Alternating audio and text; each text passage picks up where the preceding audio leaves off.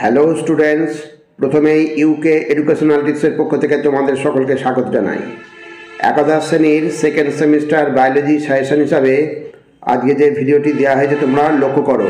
তোমাদের unit 5 human physiology অর্থাৎ মানব শারীরবিদ্যার পরিপাক ও শোষণ থেকে বেশ কয়েকটি ভেরি ইম্পর্টেন্ট কোশ্চেন অ্যান্সার আজকের ভিডিওতে আলোচনা করা হয়েছে।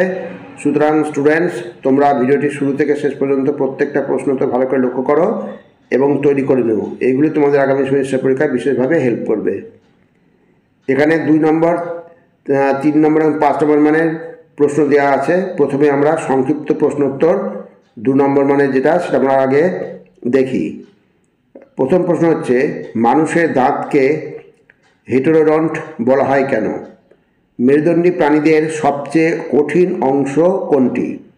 মানুষের দাঁত 4 প্রকারের হয়, যথা ইনসাইজার, ক্যানাইন, প্রিমোলার, মোলার, অর্থাৎ কৃন্তক, ছেদক, পুরোপেশক এবং পেশক। মানুষের দাঁতের বহির্গঠনের বৈচিত্র্য অনুসারে বিভিন্ন রকম দাঁত দেখা যায় বলে একে হেটেরোডন্ট দাঁত বলে। আর দ্বিতীয় অংশ হচ্ছে দাঁতের এনামেল অংশটি মেরুদণ্ডী প্রাণীদের সবচেয়ে কঠিন অংশ। নেক্সট, ল্যাকটিয়াল কি? এটি কোথায় অবস্থিত? ল্যাকটিয়াল হলো এক ধরনের লসিকাবাহ যা ভিলাইয়ের কেন্দ্রে রক্তজলক দ্বারা পরিবেশিত থাকে। এটি ক্ষুদ্রান্ত্রের মিউকাস স্তরে অবস্থিত। 3 নম্বর, পৌষ্টিকতন্ত্রের কোন অঙ্গ প্রোটিন পরিপাককারী উৎসেচক ক্ষরণ করে না?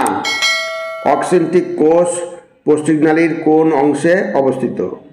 তা পৌষ্টিকতন্ত্রের মুখগহ্বরের লালাগ্রন্থি প্রোটিন পরিপাককারী উৎসেচক ক্ষরণ করে না। তাহলে পৌষ্টিকতন্ত্রের কোন অঙ্গ প্রোটিন পরিপাকী উৎসেচক ক্ষরণ করে না? মুখগহ্বরের লালাগ্রন্থি। আর দ্বিতীয় অংশ হচ্ছে অক্সেন্টিক কোষ পৌষ্টিকনালীর কোন অংশে অবস্থিত? অক্সেন্টিক কোষ পাকস্থলীর অন্তঃপ্রাচীরে অবস্থিত। নেক্সট, 4 নম্বর, পৌষ্টিকতন্ত্রের কোন অংশে ব্রুনারের গ্রন্থি অবস্থিত? এই গ্রন্থি থেকে কি খরিত হয়? ক্ষুদ্রান্ত্রের ডিওডেনামে ব্রুনারের গ্রন্থি অবস্থিত। আর এই গ্রন্থি থেকে মিউসিন সমৃদ্ধ ক্ষারীয় তরল খরিত হয়। 5 নম্বর, মানুষের লালারস ক্ষরণকারী গ্রন্থিগুলির নাম ও অবস্থান লেখো। তাহলে মানুষের লালারস ক্ষরণকারী গ্রন্থিগুলি হলো, প্রথমে আমরা 1 নম্বর দেখি, উপরের চোয়ালের দুপাশে অবস্থিত একজোড়া প্যারোটিড গ্রন্থি, নিম্ন চোয়ালের নিচের দিকে অবস্থিত একজোড়া সাবম্যাক্সিলারি বা সাবম্যান্ডিবুলার গ্রন্থি। আর 3 নম্বর হচ্ছে মুখগহ্বরের মেঝেতে জিহ্বার নিচে অবস্থিত একজোড়া সাবলিঙ্গুয়াল গ্রন্থি। এবার নেক্সট, জাইমোজেন কাকে বলে? অগ্নাশয়ের বহিঃক্ষরা প্রকৃতির অ্যাসিনার কোষের গহ্বরে কিছু দানা জাতীয় পদার্থ থাকে যাদের জাইমোজেন বলে। জাইমোজেন বিভিন্ন পরিপাক উৎসেচককে সঞ্চয় করে রাখে। এবার 7 নম্বর, অগ্নাশয় রসের ক্ষরণ কোন হরমোন দ্বারা উদ্দীপিত হয়? অগ্নাশয় রসে উপস্থিত একটি প্রোটিওলাইটিক উৎসেচকের নাম লেখো। তাহলে প্রথম অংশ হচ্ছে অগ্নাশয় রসের ক্ষরণ কোলেসিস্টোকাইনিন, প্যানক্রিওজাইমিন দ্বারা উদ্দীপিত হয়। আর দ্বিতীয় অংশ হচ্ছে অগ্নাশয় রসে উপস্থিত একটি প্রোটিওলাইটিক উৎসেচক। তাহলে অগ্নাশয় রসে উপস্থিত একটি প্রোটিওলাইটিক উৎসেচক হলো কাইমোট্রিপসিন। ভালো করে মনে রাখবে, কাইমোট্রিপসিন। নেক্সট, পৌষ্টিকতন্ত্রের কোন অংশে ভিটামিন সংশ্লেষ হয় এবং কোন অংশ থেকে সিসিকে পিডেট অর্থাৎ কোলেসিস্টোকাইনিন, প্যানক্রিওজাইমিন খরিত হয়? পৌষ্টিকতন্ত্রের ক্ষুদ্রান্ত্রে ভিটামিন সংশ্লেষ হয়। আর ক্ষুদ্রান্ত্রের ডিওডিনাম এবং জেজুনামের কোষ থেকে কোলেসিস্টোকাইনিন, প্যানক্রিওজাইমিন খরিত হয়। নেক্সট, 9 নম্বর, রাসায়নিক পাচন কাকে বলে? আর্দ্র বিশ্লেষণ দ্বারা বৃহৎ অণু ও জটিল যৌগকে ভেঙে ক্ষুদ্র ও সরল উপাদানে পরিণত করাকে রাসায়নিক পাচন বলে। পৌষ্টিকনালীর উৎসেচক এই পদ্ধতিকে ত্বরান্বিত করে। 10 নম্বর, পিত্তরস কি? এটি কোথায় উৎপন্ন হয়? খুবই ইম্পর্টেন্ট প্রশ্ন। যকৃৎ থেকে নিঃসৃত সবুজাভ হলুদ বর্ণের সান্দ্র পিত্তলবণ, পিত্তরঞ্জক ও অন্যান্য উপাদান দ্বারা গঠিত তিক্ত স্বাদযুক্ত যে তরল পরিপাকে সাহায্য করে তাকে পিত্তরস বলে। আর এটি কোথায় উৎপন্ন হয়? এটি যকৃতে উৎপন্ন হয়। নেক্সট আমরা 11 নম্বর প্রশ্ন দেখি। 11 নম্বর প্রশ্ন হচ্ছে, কোন পরিপাক রসে কোনো এনজাইম থাকে না? পৌষ্টিকতন্ত্রে সংশ্লেষিত ভিটামিনের নাম লেখো। তাহলে কোন পরিপাক রসে কোনো এনজাইম থাকে না? পিত্তরসে কোনো এনজাইম থাকে না। আর পৌষ্টিকতন্ত্রে সংশ্লিষ্ট ভিটামিনের নাম হচ্ছে ভিটামিন B12 এবং ভিটামিন কে পৌষ্টিকতন্ত্রে সংশ্লেষিত হয়। 12 নম্বর, দুটি পিত্তরঞ্জক ও দুটি পিত্ত লবণের নাম লেখো। খুবই ইম্পর্টেন্ট প্রশ্ন, খুব ভালো করে মনে রাখবে। দুটি পিত্তরঞ্জক হলো বিলিরুবিন ও বিলিভার্ডিন, আর দুটি পিত্ত লবণ হলো সোডিয়াম গ্লাইকোলেট আর হচ্ছে সোডিয়াম টোরোকোলেট। এবার 13 নম্বর, পেরিস্টালসিস বা ক্রমসংকোচন বলতে কি বোঝো? এটি কোথায় দেখা যায়? খাদ্য গলাধকরণের পর যে ক্রমসংকোচন প্রক্রিয়ায় খাদ্যবস্তুর মণ্ড গ্রাসনালীর মধ্যে দিয়ে পাকস্থলীতে এসে পৌঁছায় তাকে পেরিস্টালসিস বা ক্রমসংকোচন বলে। এটি কোথায় দেখা যায়? এটি পৌষ্টিকতন্ত্রের গ্রাসনালীতে দেখা যায়। খুব ভালো করে মনে রাখবে, পেরিস্টালসিস বা ক্রমসংকোচন। এবার নেক্সট হচ্ছে কাইম ও কাইল। আর একটা ইম্পর্টেন্ট প্রশ্ন, কাইম ও কাইল কি? কাইম হচ্ছে ক্ষুদ্রান্ত্রে শোষণযোগ্য পাচিত সরল ও তরল খাদ্যবস্তুকে কাইল বলে, এই কাইম বলে। আর এখানে প্রথমে কাইল হয়ে যাবে, এখানে ভুল হয়েছে প্রিন্টিংয়ে। কাইম ও কাইল, প্রথমে কাইম তারপরে হচ্ছে কাইল। নেক্সট এবার হচ্ছে তোমরা দেখো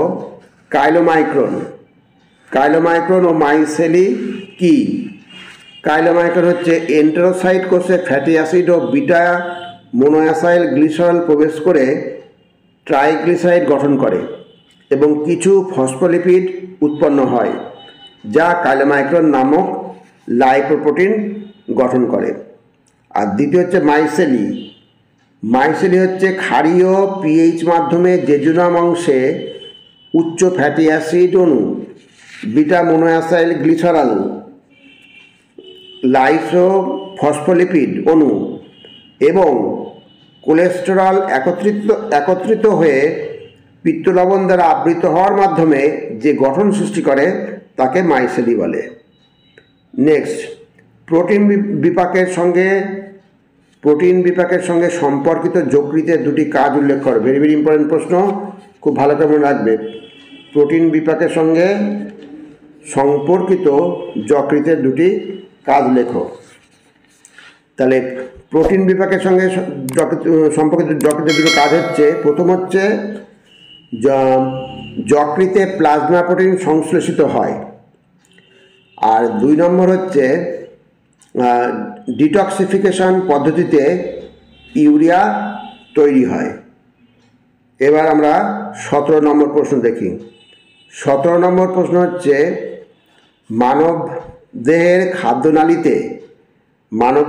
খাদ্যনালীতে প্রোটিন কোন কোন পদ্ধতিতে শোষিত হয়? খুব ভালো প্রশ্ন, খুব ভালো করে মনে রাখবে। প্রশ্নটা কি হলো যে মানবদেহের খাদ্যনালীতে সক্রিয় বিশেষণ, সহায়ক ব্যাপন ও সাধারণ ব্যাপন পদ্ধতিতে প্রোটিন শোষিত হয়। খুব ভালো করে মনে রাখবে।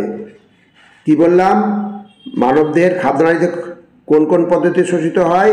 সক্রিয় বিশেষণ, সক্রিয় ব্যাপন ও সাধারণ ব্যাপন পদ্ধতিতে প্রোটিন শোষিত হয়। এইবার নেক্সট, আর ওখানে সে কাইলটা ভালো করে খেয়াল রাখবে, প্রিন্টিংয়ে ভুল আছে, যেটাই প্রথমে বললাম, তবু আরেকবার আমি মনে হচ্ছে যেটা বলে দেওয়া ভালো। এইখানে দুটোই কাইম হয়ে গেছে। প্রথমটা হচ্ছে কাইল, হ্যাঁ, ক্ষুদ্রান্তে শোষণযোগ্য পাচিত সরল ও তরল খাদ্যবস্তুকে কাইল বলে, আর পাকস্থলীর আংশিক পচিত অর্ধতরল খাদ্যমণ্ডকে কাইম বলে। এটা খেয়াল রাখবে, এটা কাইম হবে না, এটা কাইল হবে। যাই হোক, এইবার আমরা 18 নম্বর প্রশ্ন দেখি। আর একটা ইম্পর্টেন্ট প্রশ্ন, প্রোটিন এনার্জি ম্যালনিউট্রিশন বা প্রোটিন ক্যালোরি ম্যালনিউট্রিশন কি? তাহলে protein calorie malnutrition PM PEM, আর হচ্ছে প্রোটিন ক্যালোরি ম্যালনিউট্রিশন হচ্ছে পিসিএম। দৈনিক খাদ্য তালিকায় প্রোটিন বা ক্যালোরি বা উভয়েরই অভাব ঘটলে যে অপুষ্টিজনিত রোগ হয় তাকে প্রোটিন এনার্জি অপুষ্টি বা প্রোটিন ক্যালোরি অপুষ্টি বলে। 19 নম্বর, গ্লুকোনিওজেনেসিস বলতে কি বোঝো? গ্লুকোনিওজেনেসিসের সঙ্গে প্রত্যক্ষভাবে যুক্ত দুটি অশর্করা পদার্থের নাম লেখো। তাহলে প্রথমে আমরা সংজ্ঞাটা দেখি, যে ধারাবাহিক জৈব রাসায়নিক প্রক্রিয়ায় সজীব কোষে অশর্করা অর্থাৎ লিপিড প্রোটিন, এই অশর্করা পদার্থ থেকে গ্লুকোজ উৎপন্ন হয় তাকে গ্লুকোনিওজেনেসিস বলে। খুব ভালো করে রাখবে। আর গ্লুকোনিওজেনেসিসের সঙ্গে প্রত্যক্ষভাবে যুক্ত দুটো অশর্করার নাম, অশর্করা পদার্থ হলো গ্লিসারল এবং ল্যাকটিক অ্যাসিড। এবার 20 নম্বর, 1 গ্রাম শর্করা ও 1 গ্রাম ফ্যাটের তাপন মূল্য কত? 1 গ্রাম শর্করার তাপন মূল্য হচ্ছে 4 কিলো ক্যালোরি, আর 1 গ্রাম ফ্যাটের তাপন মূল্য 9.3 কিলো ক্যালোরি, অর্থাৎ 9 কিলো ক্যালোরি বললেও হবে। এইবার সংক্ষিপ্ত ব্যাখ্যাজনিত প্রশ্ন 3 নম্বরে কয়েকটা প্রশ্ন দিয়েছে, এগুলো ইম্পর্টেন্ট প্রশ্ন, এগুলো তোমরা রেডি করে নেবে। প্রথম হচ্ছে, পাকস্থলীতে উপস্থিত প্রদত্ত কোষগুলি থেকে কী কী পদার্থ খরিত হয়? লেখো। মিউকাস কোষ, পেপটিক কোষ আর অক্সেন্টিক কোষ। 2 নম্বর, যকৃতের কাজ লেখো। 3 নম্বর, অগ্ন্যাশয় রসে উপস্থিত উৎসেচকগুলির নাম এবং তাদের কাজগুলি লেখো। ভেরি ভেরি ইম্পর্টেন্ট প্রশ্ন। পিত্তরসের কাজ কি? এগুলো হচ্ছে প্রত্যেকটা ইম্পর্টেন্ট প্রশ্ন। পরিপাকে পৌষ্টিকতন্ত্র নিঃসৃত যে কোনো দুটি পাক অন্ত্রীয় হরমোনের নাম, উৎস, তাদের ভূমিকা লেখো। 6 নম্বর, ম্যারাসমাস রোগের কারণ ও লক্ষণ উল্লেখ করো। 7 নম্বর হচ্ছে কোয়াশিয়কর রোগের কারণ ও লক্ষণ। তো এগুলো সব ছোটো প্রশ্ন হিসাবে 3 নম্বর হিসাবে তোমরা রেডি করবে। 8 নম্বর হচ্ছে, জন্ডিস ও উদরময় কি, এর কারণ ও প্রতিকার উপায় লেখো। আর রচনাধর্মী 5 নম্বর হিসাবে কটা প্রশ্ন দিয়েছি। মানুষের পরিপাকতন্ত্রে কার্বোহাইড্রেট জাতীয় খাদ্যের পাচন বা পরিপাক পদ্ধতি লেখো। খুব ভালো করে তৈরি করবে। আর মানব পুষ্টিতন্ত্রে প্রোটিনের পরিপাক পদ্ধতিটি বর্ণনা করো। খুব ইম্পর্টেন্ট প্রশ্ন। আর 3 নম্বর হচ্ছে, মানুষের লালারস এবং অগ্ন্যাশয় রসের স্বাভাবিক উপাদানগুলি লেখো। তাহলে স্টুডেন্টস, যে প্রশ্নগুলো এবং যে প্রশ্নোত্তরগুলো করে দেওয়া হলো প্রত্যেকটা কিন্তু ভেরি ভেরি ইম্পর্টেন্ট, অর্থাৎ এটা তোমরা অতি অবশ্যই রেডি করে নিও। আর স্টুডেন্টস, এ প্রসঙ্গে বলি, ভিডিওটি যদি ভালো লাগে অবশ্যই সাবস্ক্রাইব করো, এর সাথে একটা লাইক দিও এবং তোমার ফ্রেন্ডসের মধ্যে ভিডিওটি শেয়ার করো।